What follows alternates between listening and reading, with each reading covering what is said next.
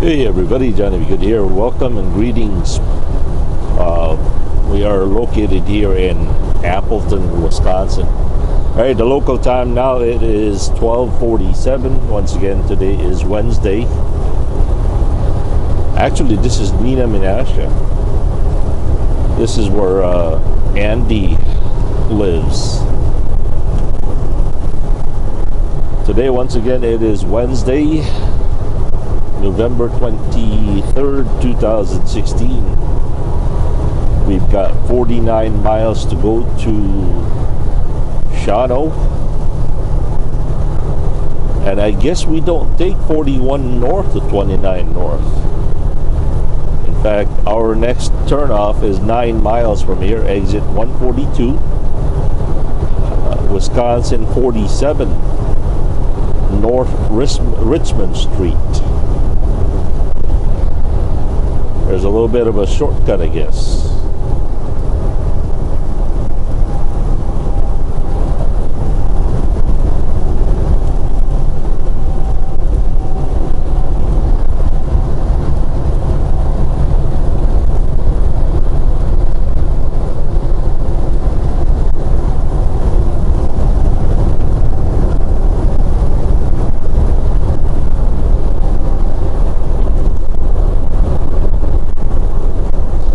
Guess what? I have been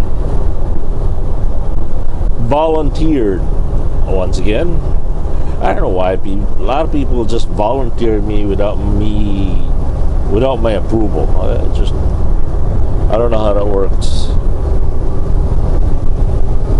I guess my wife has sold my services this Saturday. Good grief, I'm to drive at least 7 women down to Chicago. Can you imagine having 7 women in the car?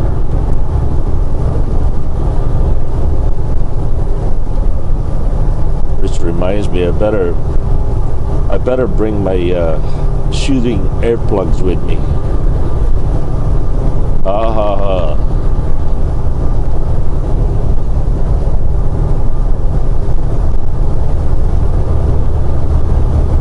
I guess they're headed for Gurney Mills. No, first they're headed for the Seafood City, and then Gurney Mills outlet store mall. And who knows what else they could come up with.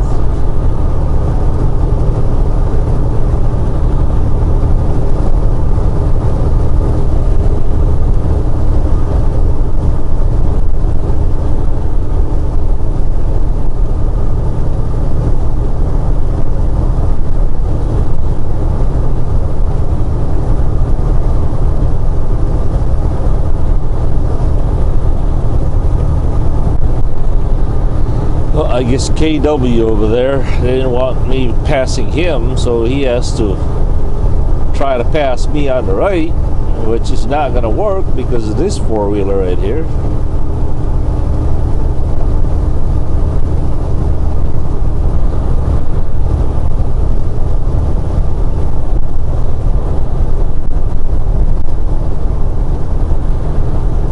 Not too often I get to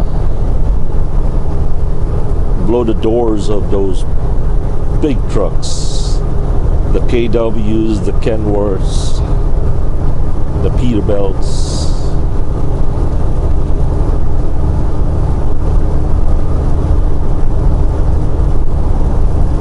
But when I do, it's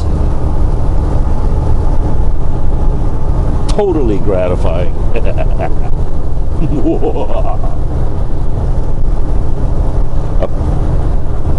Big old freight shaker blowing them doors.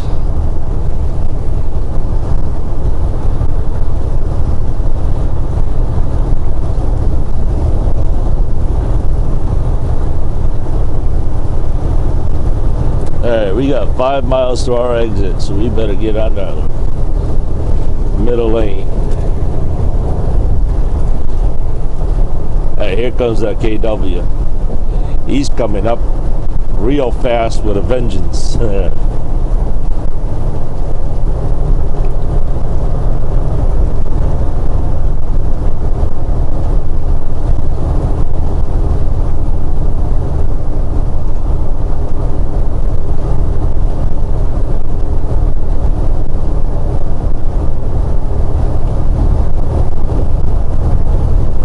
Well, that was my 10 seconds of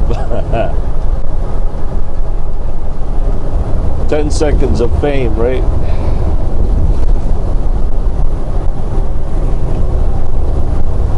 Ten seconds of joy.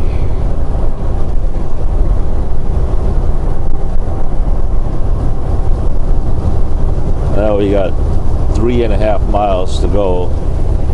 I don't know if we should pass or not, though. I don't know. Let's just hang back.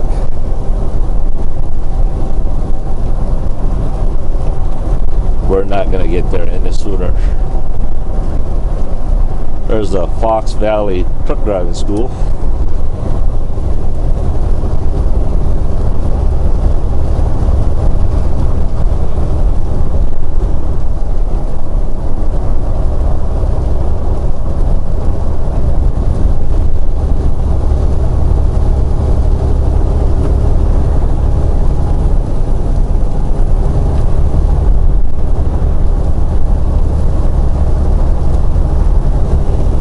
Can you imagine having a weather like this for the whole 6 months? That'd be so utterly depressing.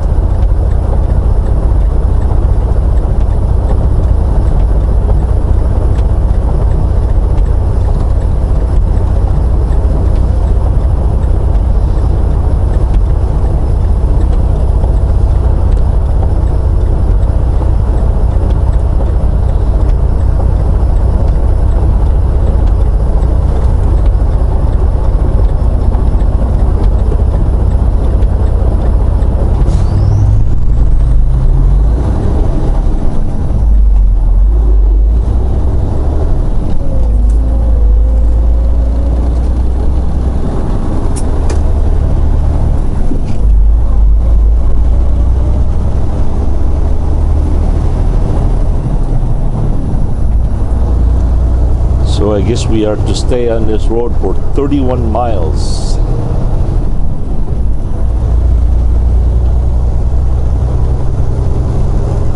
Then catch Wisconsin 29 west.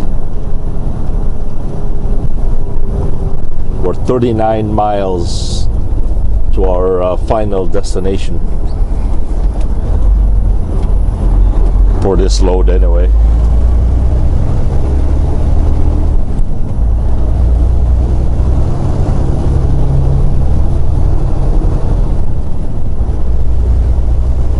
Speaking of final destination, did you know that in Christianity, once you have become an adopted child of God, you basically have already arrived at your destination. You've already won the race, even though you are still in this timeline. You've already won the race. You've already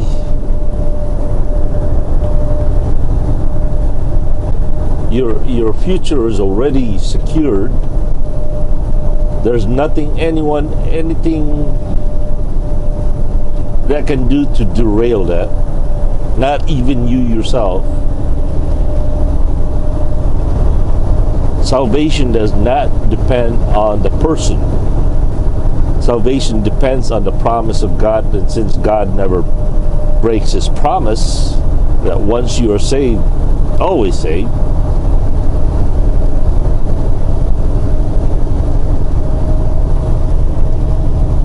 to me that is just so amazing that it doesn't matter how well or how less you do in a race, you've already won. Now don't get me wrong, there's a big difference of how you won it. Yeah, we are still accountable to that.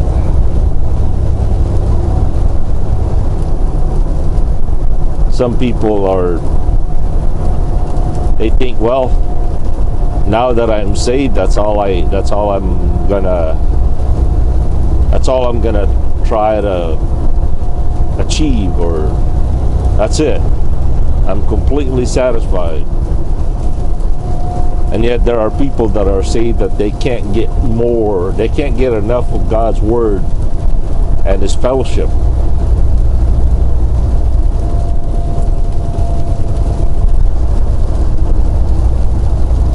There are many different rewards in heaven.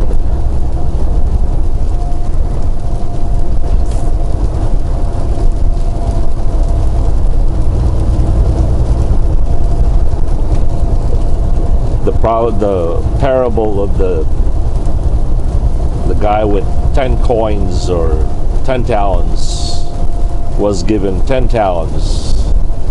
The guy that was given 5 talents was given 5 talents.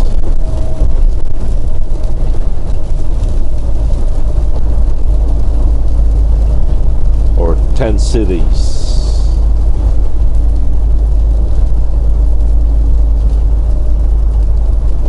But it just, to me, it is just so amazing, the concept of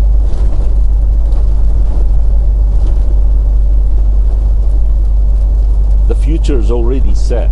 It's already done. It's already been written.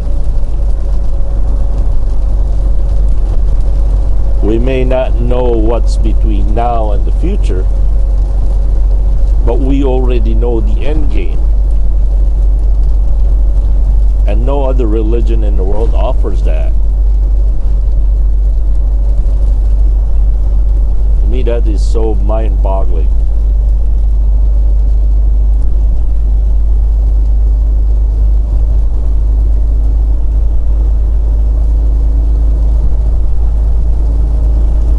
For those of you who do not believe, it's okay. I'm not going to twist your arm. You do have the right to believe whatever you want.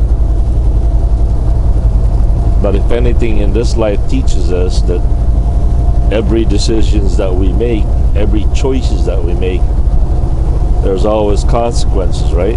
Whether it's good or bad.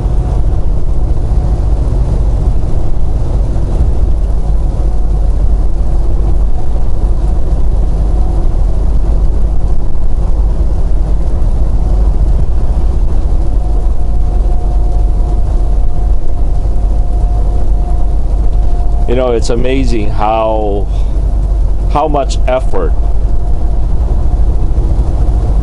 we would put in a business venture, how much research, how much data gathering, preparations, you name it. We'll go the extra length to find out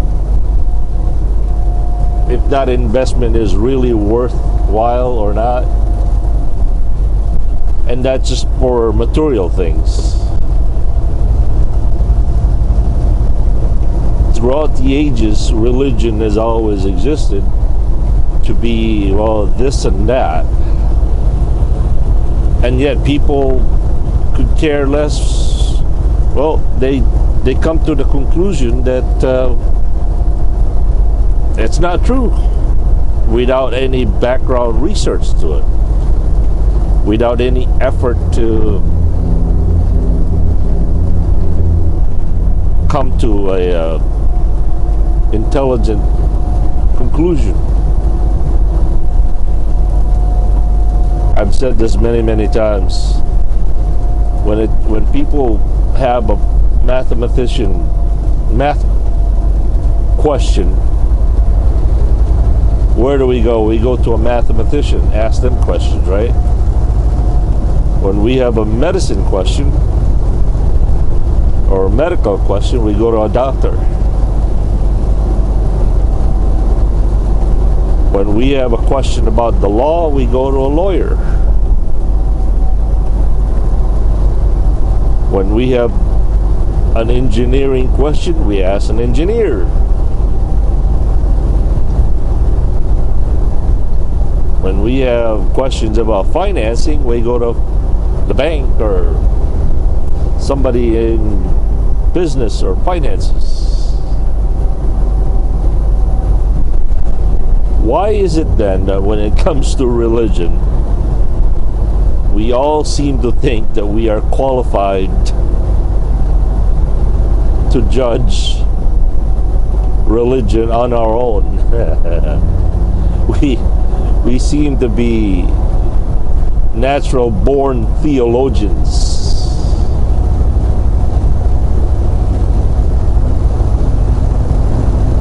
We suddenly become natural born Bible scholars. Why is that?